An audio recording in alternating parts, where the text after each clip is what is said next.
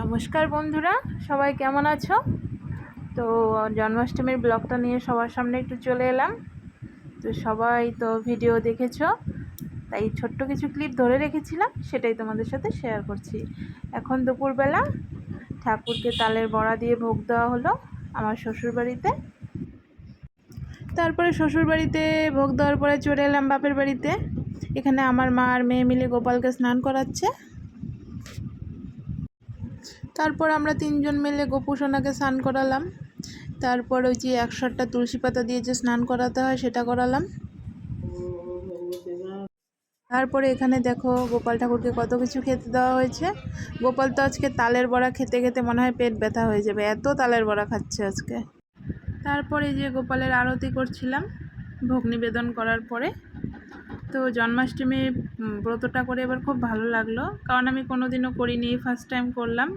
তো ভীষণ ভালো লাগলো।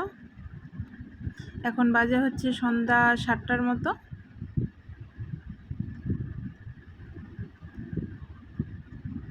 তো আজকে সবাই মনে হচ্ছে উপাস ছিল, সবার বাড়িতেই দেখছি মোবাইলে তালের বড়া হচ্ছে, নাড়ু।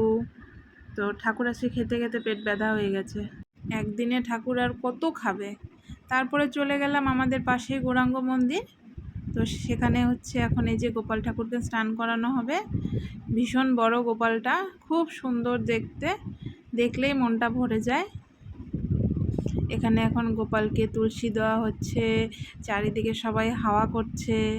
আজকে গোপালেরই দিন, যেহেতু আজকে জন্মাষ্টমী, সবাই গোপালকে নিয়ে মেতে আছে। তারপরে দেখো আমাদের বাড়ির 3টা খুদে বাচ্চা সবাই কৃষ্ণ সেজেছে। তারপরে দেখো এই যে আমার মেয়েকে আমি কৃষ্ণ সাজিয়েছি।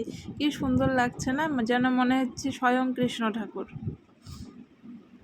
মানে ওকে দেখে মানে চোখেই সরানো যাচ্ছে না, এত সুন্দর লাগছিল। তারপরে সেখানে এতটা গরম ছিল যে আমি আর থাকতে পারিনি, তারপরে চলে এসেছি।